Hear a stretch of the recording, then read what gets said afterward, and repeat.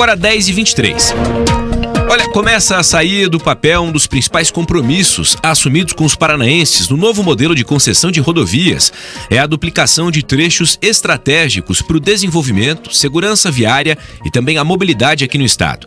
Para explicar os detalhes desse grande pacote de intervenções, os cronogramas, os desafios e também os impactos para os motoristas e os municípios, a gente recebe aqui no estúdio o engenheiro Pedro Veloso, diretor de engenharia da Via Araucária, que é a concessionária responsável pela execução dessas obras aqui no Paraná. Pedro, bom dia, bem-vindo. Bom dia, João, obrigado. A gente está nesse mês de maio, mês importante. O que falta aí para o início das obras, para essa questão de duplicações? Infelizmente, quase todos os dias, né, ou pelo menos uma vez na semana, tem inúmeros acidentes graves no contorno norte, e a gente imagina ou pensa que quando tiver a duplicação, bom, pelo menos isso seja possível diminuir a quantidade de acidentes. Como é que está o cronograma da Via Araucária tocando esse planejamento para que as obras propriamente ditas possam começar? Perfeito, João. A expectativa é sim de redução expressiva dos acidentes, especialmente os acidentes com mais severidade, né? As mortes que infelizmente acontecem aí nesse trecho. As obras de duplicação são 70 quilômetros já para 2027, de acordo com o nosso cronograma.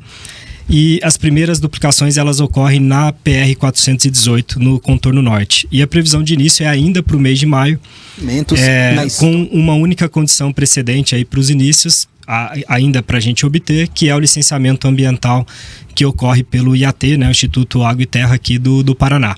Esse licenciamento está bastante avançado, todas as informações já foram prestadas pela concessionária, todas as informações complementares inclusive, e a gente tem nessa semana alguns alinhamentos e reuniões junto com o IAT, tem inclusive vistorias em campo, né, com a equipe técnica do IAT, e a gente espera que até o máximo, ao final da próxima semana, a gente tenha aí esse licenciamento para o início efetivo das obras. Quando houve a assinatura dos contratos, enfim, hoje a gente está numa parte burocrática, né? É preciso resolver essa parte de assinatura, licenciamento, para que o que a Via Araucária entende possa acontecer na prática. E essa questão documental, ela antecede, ela é obrigatória, ou seja, vocês não podem simplesmente ir lá botar a máquina para começar a mexer se não tiver tudo em dia o licenciamento ambiental, né?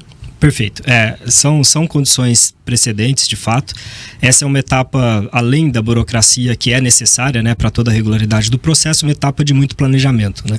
Então, ao passo que a Via Araucária realizava todo o investimento de trabalhos iniciais, né, para colocar a rodovia ali em condições de segurança, né, em condições de rodovia concessionada, em bons parâmetros, a gente também fez todo o planejamento das obras, todos os projetos, né? Então todos os projetos hoje estão muito avançados, e o que é necessário do ponto de vista de projeto junto à agência reguladora, nós já temos a aprovação para a duplicação da 418 e temos aprovação parcial já também para a duplicação da PR-423 e também da BR-277. Hoje, falando sobre 277, contorno sul e também contorno norte, qual que é o principal problema? Ou a rodovia problema, digamos assim, se a gente tivesse que elencar uma que demanda maior atenção, monitoramento, obras emergenciais, a questão da duplicação, o fluxo, como que a Via Araucária olha para a nossa região e observa essa questão enquanto realidade / questões a serem resolvidas? Perfeito. A prioridade é, de fato, as obras de ampliação, né? A gente tem um índice alto de acidentes, como já falamos, muitos deles, a maioria, relacionada ao comportamento do próprio usuário, né? Infelizmente, hoje a gente tem motoristas com problema de manutenção, principalmente em veículos comerciais, muito uso de celular. Então, as campanhas são sempre bem-vindas nesse sentido, né? A fiscalização também por parte da Polícia Rodoviária Federal, Estadual. Todo esse conjunto de ações educativas e também de fiscalização ajudam muito também no combate. Então, a concessionária sempre tem essa interface tanto com os órgãos fiscalizadores, com a polícia, quanto com os órgãos, muitas vezes, de imprensa, municípios, etc., com programas educativos para promover essa melhoria no trânsito, né? Mas como infraestrutura, a gente precisa das obras de ampliação, né? As rodovias duplicadas em especial, elas evitam as colisões frontais, as colisões laterais. A gente vai ter ao longo do contrato da Veralcária mais de 60 dispositivos de interseção e acesso e retorno, né? Ou seja, os retornos e acesso aos bairros principais e municípios não serão mais feitos em nível, né? O que acarreta ali uma melhoria considerável na segurança. Então, só para esses primeiros 3 anos de concessão, portanto já para 2027, a gente já tem 15 dispositivos que serão implantados, tirando retornos que hoje ocorrem em nível, além dos 70 km de duplicação, e no contorno sul nós temos 6 km de via marginal. As vias marginais também trazem mais segurança, porque o trânsito mais lento, o trânsito de acesso, permanece nas marginais e o trânsito de longa distância expresso fica nas vias expressas, né? Essa segregação também traz bastante segurança. Hoje, a gente pode afirmar: contorno norte é mais perigoso e o contorno sul, ele gera um fluxo maior de congestionamento? Ambos os trechos geram congestionamento em função de intercorrências, né? Então, um caminhão quebrado, eventualmente um acidente, qualquer circunstância no contorno norte, por ser uma via de pista simples, né? Ela acaba congestionando com muita facilidade, ainda que a quantidade de veículos seja menor do que a do contorno sul. Infelizmente também a gente tem muitas intercorrências com motociclistas e eventualmente até com pedestres, né? Então, no contorno sul a gente tem previsão contratual também de implantação de 5 passarelas. Só no contorno sul a previsão é que elas estejam concluídas até o 7º ano de concessão, mas a gente trabalha com um cronograma ali com a possibilidade de antecipação, inclusive, de algumas dessas passarelas. Falando de cada caso, do contorno sul, passarela, duplicado já é, mas vai ter mais faixa, vai ter... Mais 2 faixas. Mais 2 faixas além das duas. Além das duas. A ideia é ter 4 faixas para cada. Exato. Isso deve gerar uma fluidez maior, né? Sem dúvida. E o fato de não afunilar lá na frente no contorno norte, né? Porque é notório, quando você passa ali pela região do viaduto da BR-277, que você olha para cima, tem muito caminhão para pegar aquela faixa de acesso a 277, né? Bem no trecho do contorno sul ao norte. Quando afunila, bom, perfeito. Por si só, o fluxo já afunila quando sai de um contorno a outro. Sim. E até para os que pretendem acessar a questão da rodovia. Da 277. Contorno sul. Então, duplicação, vão ser 4 faixas. Tem a questão também das passarelas. Há alguma outra intervenção prevista para o contorno sul? A gente tem os novos dispositivos de retorno que vão ser realizados também, todos os investimentos até o 7º ano de concessão. Então a gente tem as vias marginais, passarelas, 2 faixas adicionais por sentido no contorno sul. As faixas adicionais, o cronograma é para o 5º ano. Então, 2029, as faixas adicionais do contorno sul estarão prontas. A duplicação que a gente começa no próximo mês, né, muito provavelmente, na PR-423, ela também ajuda a aliviar o tráfego do contorno sul, né? Porque ela dá um acesso mais direto ali para a BR-476, para quem vai ali para a região sul, sem precisar passar pelo contorno. Então, até que o contorno sul esteja totalmente ampliado conforme previsões, a 423 duplicada vai possibilitar também uma rota alternativa para os motoristas. No caso do contorno norte, aí a duplicação por completo ou apenas em um trecho inicial? Como que está essa questão? Completa, a gente inicia pelo cronograma do quilômetro 5 até o quilômetro 21, a gente entrega no 3º ano, e o trecho inicial da divisa do contorno sul até o quilômetro 5 a gente entrega no 4º ano, em 2028. Então, mas na prática a gente vai ter uma sequência dessa obra que não vai dar muita diferença assim, em termos de cronograma. Nossa intenção é entregar elas praticamente ali no mesmo tempo, de modo que o usuário, o motorista, não perceba esse descompasso, né, esse afunilamento, como você comentou. Ô Pedro, é interessante quando houve, né, à época, o debate por si só, que até o governo do estado fez questão de conduzir esse processo, né, se tornou protagonista, muito embora a concessão tenha sido feita por parte da União, né, num trabalho conjunto. Sim. Mas o que muito, à época, eu lembro, o que se questionou foi a questão do aumento no número de praças de pedágio, etc.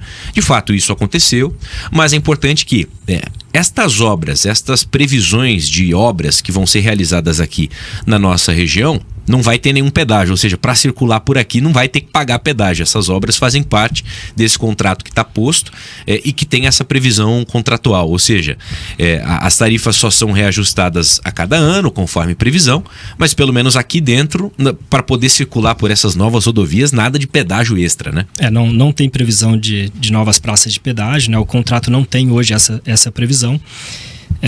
As 5 praças de pedágio da Via Araucária, elas eram existentes, né, das concessionárias passadas, da Rodonorte e Caminhos do Paraná. Então são praças pré-existentes, elas estão mantidas e não há previsão de novas praças.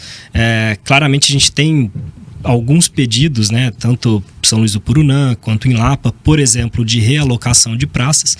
Esses pedidos vão ser tratados junto à NTT, assim como uma eventual redistribuição dessas praças, mas isso é um tema ainda muito incipiente, é um tema que demanda todo um reequilíbrio contratual, portanto, hoje não há previsão de novas praças de pedágio, e caso isso ocorra em algum momento, que não é no curtíssimo prazo, provavelmente, tem uma redistribuição, obviamente, das tarifas também, de forma ao contrato continuar equilibrado e ainda mais justo para o usuário, caso de fato esse seja um caminho. Eu rebato para você, a concessionária julga necessária essa transferência das praças? Não nesse momento, mas no futuro? Não, para a concessionária não tem essa diferença, né, da transferência das praças, porque caso isso ocorra, o reequilíbrio do contrato também ocorre, né, para que a tarifa quilométrica seja aplicada da forma correta e a remuneração ao concessionário seja nas mesmas bases do contrato. Então, para a concessionária não é indiferente o posicionamento das praças e, obviamente, hoje o que permanece é a condição contratual. Vamos lá, já que você falou sobre São Luís do Purunã, BR-277 é uma das principais, se não a principal, né, estrada que liga o nosso estado, que corta boa parte, escoamento da safra, por onde o nosso Paraná se mantém vivo, economicamente ativo, etc. É um trecho muito estratégico, né? É uma das principais rodovias do nosso país. O que tem previsto de projeto para a 277?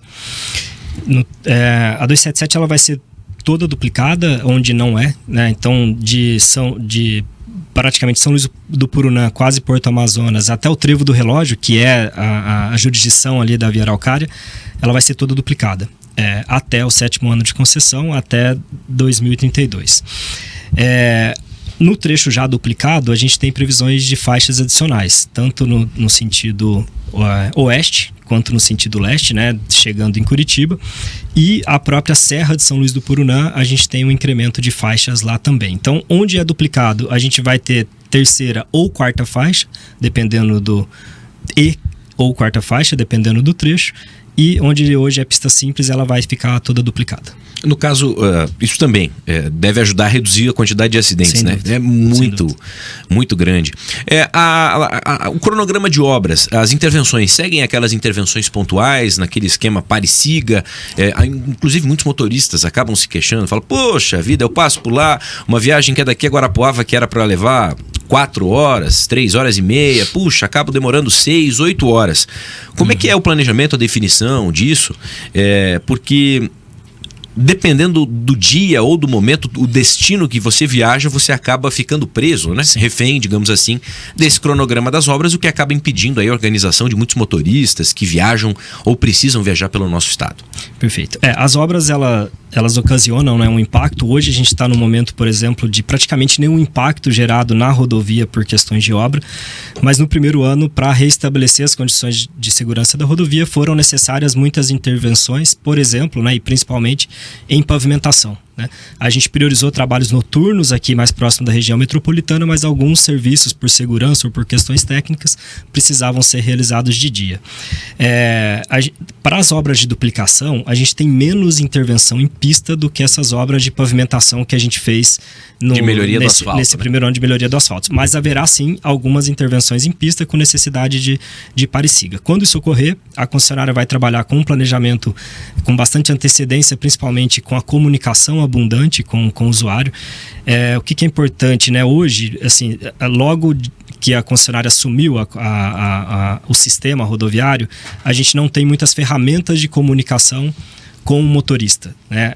A concessionária está trabalhando para antecipar a rede Wi-Fi da rodovia, de modo que a gente consiga ter um contato, inclusive, direto com o usuário, por push no celular e etc., por mensagens no celular, além, obviamente, de todo o releasing de imprensa, rádio, TV, que a gente vai trabalhar também para articular essa comunicação. Porque o importante é, quando a gente ocasionar o impacto, que o motorista saiba com antecedência para programar sua viagem. Tem até um canal no WhatsApp, tá aqui, Via Araucária Notícias. Sim. Foi agora, 10h35. Via Araucária informa: obras na pista, fresagem asfáltica na 376 entre os quilômetros 233 e 236, sentido Ponta Grossa, ou seja, fluxo em faixa simples. O início foi às 8h40 com previsão de término às 7h. Local sinalizado com bandeirinhas fluindo em pare e siga. Tá aí, exatamente o que a gente falou.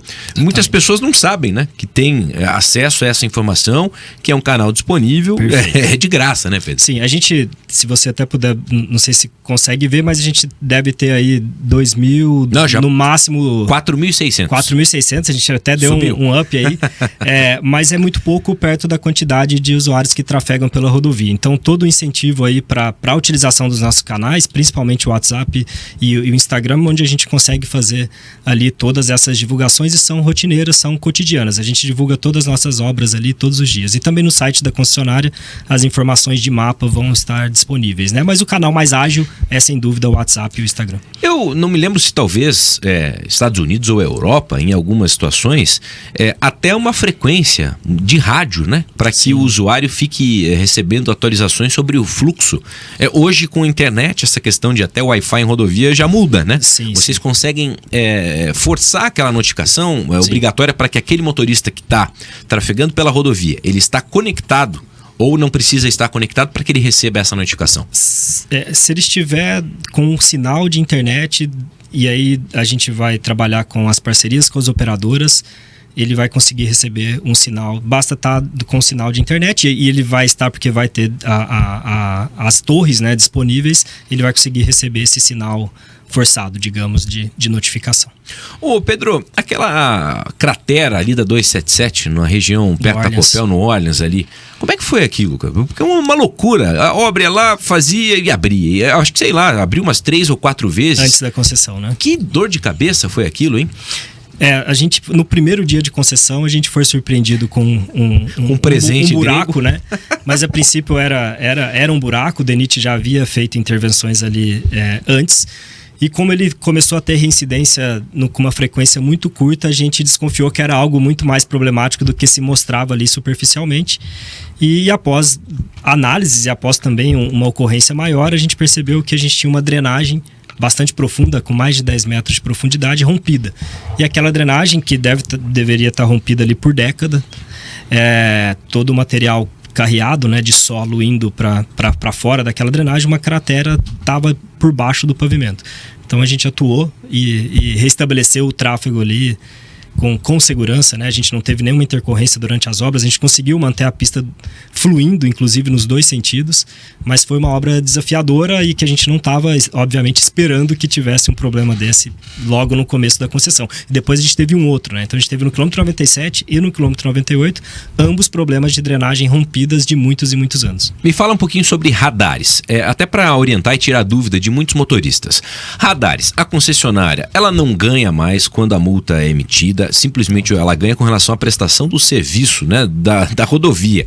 Tem muita gente que fala, um monte de radar, a concessionária que vai receber, que vai ganhar mais. Não, isso no caso de envolver uma rodovia que é entregue à concessão, a administração nessa questão do radar, cabe à ANTT fazer a fiscalização, tem todo um trabalho de aferição. De que maneira a concessionária está inserida quando o assunto é fiscalização? A concessionária é responsável pela infraestrutura e também por toda a manutenção do radar, a aferição. A ANTT fiscaliza e regula esse serviço também, e a Polícia Rodoviária Federal é a responsável pelas autuações. E a aferição de receita não é da concessionária no caso dos radares. Houve um aumento no número de pontos que são monitorados desde o início da concessão? Houve uma preocupação com isso? Porque a gente sabe que quando há um aumento no número de radares, né, quando a fiscalização é maior, bom, consequentemente se espera um menor número de acidentes e um respeito maior por parte do motorista às leis de trânsito, né? Questão de velocidade e tudo mais. Sim, a concessionária ela trabalha com... A gente tem uma ferramenta que é o plano de redução de acidentes e também nossos comitês de segurança viária, né? Onde a gente avalia os acidentes, os motivos dos acidentes, e aí a gente consegue fazer um paralelo disso com os posicionamentos do radar. Então, hoje a gente tem radares implantados em volume maior do que o anterior à concessão, e a gente vai avaliar periodicamente e estabelecer uma rotina junto com a própria Polícia Rodoviária Federal para avaliação dos locais do radar, a pertinência daqueles locais e inclusão, inclusive, de novos radares. A gente tem pedidos da própria sociedade, a gente fez reuniões públicas por conta das duplicações da 277 em Palmeira, Irati, e nas reuniões públicas a gente recepcionou pedido da própria comunidade para a implantação de novos radares em pontos onde tem escola perto, etc. Então, é uma questão bastante dinâmica, né? Os radares na posição que estão podem ser alterados, né? Com alguma frequência, né? Obviamente não é uma rotina se alterar a posição de radar, mas podem ser criados novos pontos, assim como os existentes podem ser alterados conforme a gente perceber a situação dos acidentes e também com toda essa interface com a NTT e Polícia Rodoviária Federal. Essa questão do radar, eu recordo de uma polêmica recente que se teve, ou pelo menos se criou via rede social, a instalação de um radar logo quando se inicia a 277, ali no trecho daquela curva ali embaixo, né? Bem antes ali ali em Campo Largo. Houve uma manifestação oficial, apenas ficou a título de redes? Há de repente um estudo para retirar aquele radar dali e colocar em um outro ponto? Porque, pelo que foi dito, ou da forma como foi apresentada essa questão, aquele ponto, né, o radar naquele ponto gera um comportamento do motorista que já vem acima na velocidade quando freia ali, né, ou seja, acaba aumentando a chance de causar um acidente naquele ponto. Não temos ainda nenhuma ação em andamento para modificação do radar. Como eu disse, a gente observa e monitora as condições dos acidentes que ocorrem. A situação hoje já é muito mais consolidada do que quando da implantação do radar. Tem motorista que passava ali cotidianamente e começou a se surpreender com o radar, coisa que já ocorre bem menos, tá? Então, mas como eu disse, hoje não tem nenhuma ação para alteração desse radar, mas a gente observando ali o comportamento do motorista e os acidentes por consequência, essa situação pode vir a ocorrer. Ô Pedro, falando em segurança, a gente está no Maio Amarelo, né? Houve sinalização especial aí para questão da Serra, São Luís do Purunã, etc. É uma preocupação muito grande, né? Recentemente também vários acidentes, engavetamento envolvendo caminhão, um número de vítimas considerável. De que maneira a concessionária já atuou e deve continuar atuando, especialmente nessa época em que neblina e nevoeiro são mais comuns? A gente tem uma preocupação com a Serra de São Luís do Purunã desde o início, né, da concessão. No primeiro mês da concessão, a gente criou um projeto de segurança na Serra, onde a gente recuperou todo o pavimento, né, deixando em condições ótimas, e também todo o elemento de segurança, defensas metálicas, as barreiras rígidas e muita sinalização, uma sinalização ostensiva, mas essa sinalização ostensiva ela ainda era uma sinalização não suficiente para o ambiente de neblina. Então, recentemente, aí, acho que há 15 dias, a gente implantou uma sinalização específica para neblina, né, uma sinalização em coloração verde, né, num verde bastante fluorescente, e ela a gente consegue ter um contraste ali pela retrorefletância da pintura muito mais adequado do que a pintura branca. Então, uma condição melhor de segurança, né? Um aprimoramento ali na Serra de São Luís do Purunã para a questão de neblina. E a gente monitora outros lugares para estudando a viabilidade dessa sinalização em outros lugares também. Inclusive, para quem está nos acompanhando pelo YouTube, dá para ver essa imagem, né, que o Pedro comentou, de que há essa sinalização, inclusive com essa cor verde, né, esse verde neon ali, justamente para reforçar que naquele trecho exige uma atenção maior por parte do motorista, a velocidade compatível, né, com a via, etc., a questão de manter a distância dos demais veículos. A sinalização vertical ali, as placas também são placas especiais, né, para esse tipo de situação. E na própria Praça de São Luís do Purunã a gente já tinha implantado essa sinalização verde-limão na chegada da praça, também por conta da condição de neblina. Pedro, para encerrar a nossa conversa, e fazer um fechamento aqui, né? De que maneira os motoristas, os usuários podem contar com a Via Araucária? De que maneira vai ser dado esse start? Vocês estão ansiosos para poder começar essas obras que são aguardadas, porque o paranaense vem de um exemplo, aliás, de um péssimo exemplo, né? Que era a questão do contrato, que se pagava, mas não tinha obra, enfim, e aconteceu o que aconteceu. Então, de que maneira a Via Araucária deve organizar e já está trabalhando desde esse primeiro ano de concessão? Bom, perfeito. O primeiro ponto é o compromisso da Via Araucária e dos acionistas com o cumprimento do contrato, né? O contrato de concessão, ele traz um cronograma bastante arrojado de obra, o que é muito benéfico para a região e para o desenvolvimento. Então, esse compromisso de cumprir o contrato, eu acho que é o que traz para todos nós, né, além do compromisso, um propósito maior de mudar essa infraestrutura, né, paranaense e, por consequência, a redução de acidentes. Segurança é valor para a Via Araucária. Então, eu posso falar aqui em nome, né, de toda a diretoria da Via Araucária e de todos os colaboradores, o quanto a gente preza pela segurança e o quanto a gente está empenhado, né, e muito entusiasmado para dar início e concluir todas as obras previstas em contrato. Isso aí, a gente segue, claro, trazendo informação, dando espaço, né, portas abertas aqui no nosso Pan News Curitiba. Quero agradecer ao Pedro Veloso, diretor de engenharia da Via Araucária, conversando conosco, detalhando, né, então, essa perspectiva de realização de obras, as duplicações tão esperadas, e não só isso, também muito mais por parte da Via Araucária. Pedro, obrigado pelo papo. Eu que agradeço a oportunidade. Agora